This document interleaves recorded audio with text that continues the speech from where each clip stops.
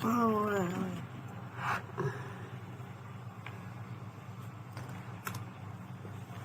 to? Ringo, ikapasak. Continuation of our, for the continuation of our foundation anniversary for our kindergarten. The entry is Maria Bel, Javier, and Prince Jericho Almazan. Congratulations to, with an average score of 93%, congratulations to Prince Jericho Almazan. Okay, again, this is the work. Oh my God, super nino na Maria. Okay, so this is the work of Prince Jericho Almazan. Congratulations, your certificate is to follow. Next, our grade 1. Grade 1 level for coloring contest. For poster making.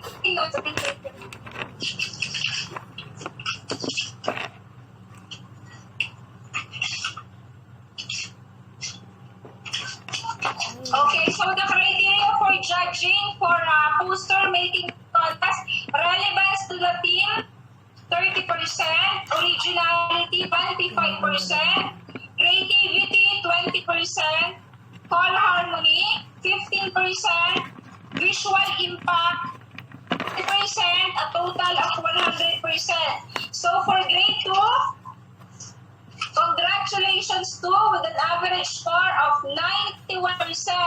Congratulations to RENEL L. PEREZ. So this is the work of RENEL PEREZ.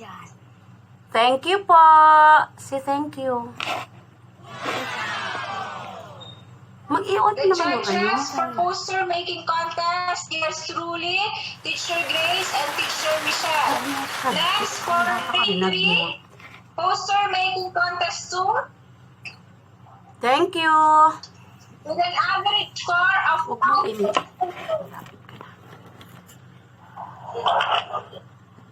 Marinel, kindly. Congrats, Renel. Thank you po. Congrats, Thank you po. Renel, kindly of your ating feedback.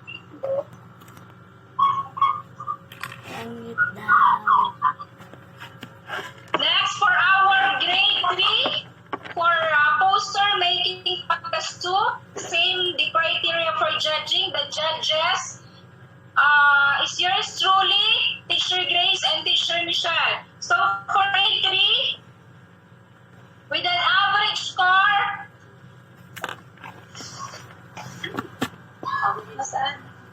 with the average score of 98%.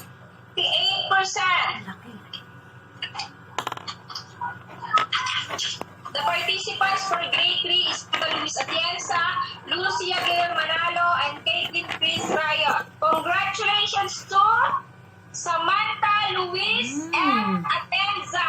So this is the work of Samantha Luis Atienza, garnering an average score of 98%. Congratulations. Hindi pa gagawa. Okay, your certificate is to follow. Next, for our slogan contest making grade 4. Okay, the criteria for slogan making contest: relevance to the theme, 30%, originality, 25%, creativity, 20%, impact and presentation, 10%. So for grade 4, with an average score of 78%,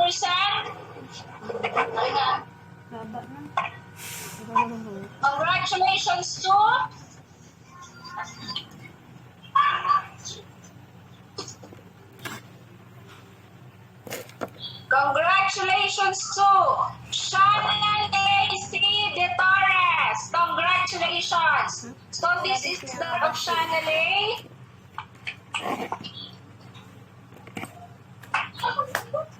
Work of Chanel A. It says here, I will read, embrace the challenges and hand, we can succeed. Again, embrace the challenges hand in hand, we can succeed. This is the word of Shanale C. De Torres. Yung ado na ginawa. May ginawa niya. Kapit tayo Baba na, 78. Ay, nakasintay ko pa, diba? For our storytelling contest for grade 6. So the judges for storytelling contest is Teacher Jeline and Teacher Michelle. So for grade 6, with an average score of 80%, congratulations to Sophia Joren C.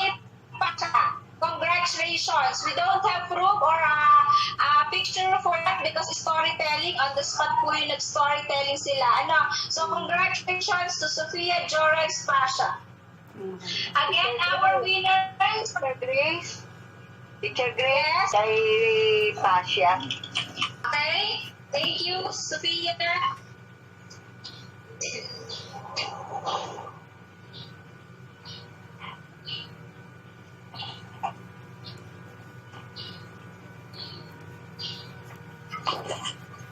Letters and gnomes. Daniel walked behind the principal at Carson Elementary. He wanted to turn and run back home. It was the second week of school and he was the new kid in class. I know you will love it here at Carson, the principal said. She smiled at him. Here is your classroom, Mr. Anderson is expecting you. She opened the door and walked into the room. Daniel peeked into the room. A classroom full of strangers turned to look at him. A tall man standing in front of a map waved them inside.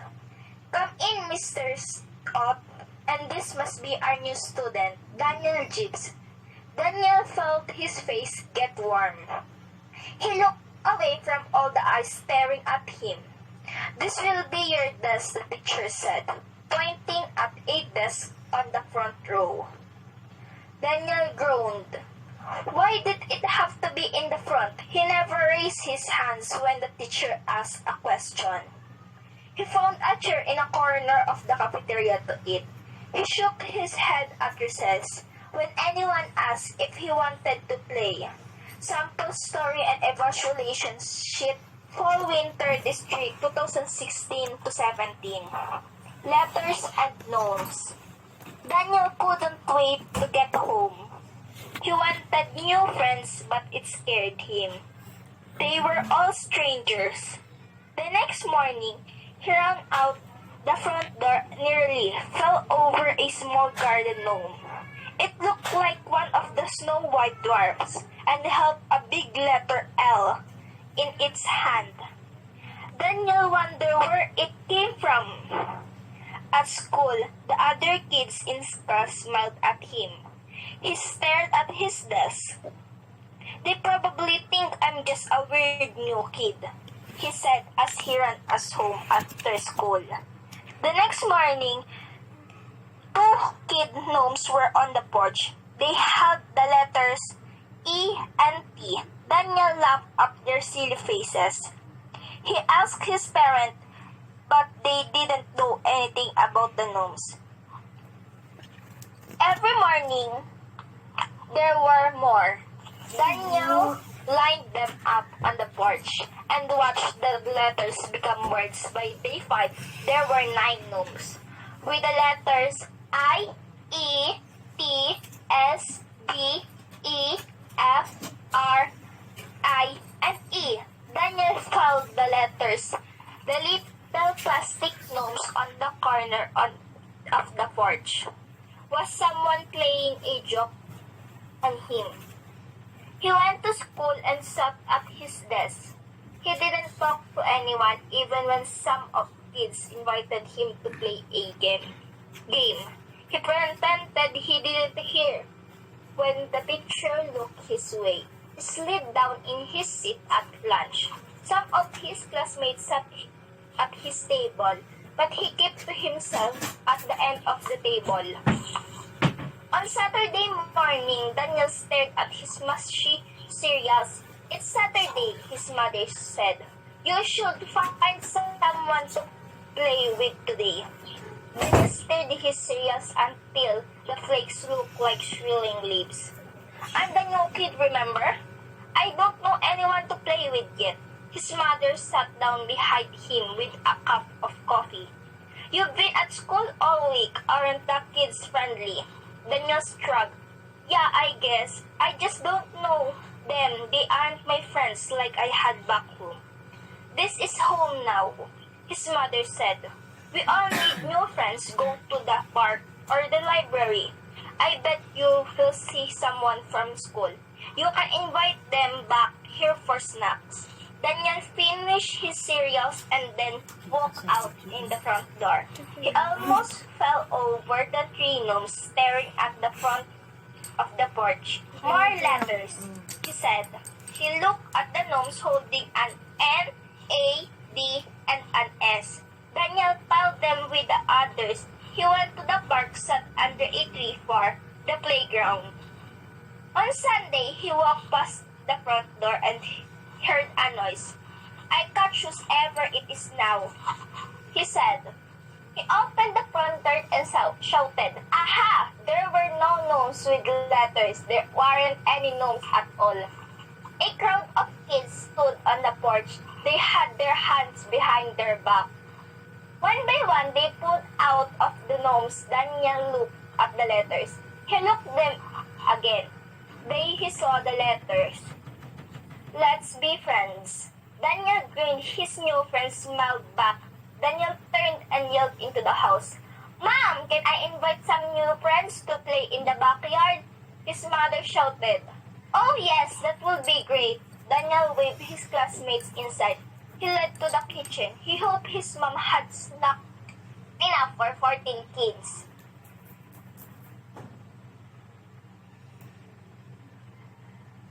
Okay, thank you, Sophia. Pero mas good ka nung on the spot, ha? Okay, so ma'am, that's this story for grade 6. Okay, so thank you so much. Again, congratulations to Prince Jaricotti Almasan, RENEL L. PEREZ, Samantha Luis Atienza, Shana de Torres, and Sophia Jorens Pasha. So to follow your certificate once you pass your module. Okay? Thank you so much, ma'am. Do you have any additional?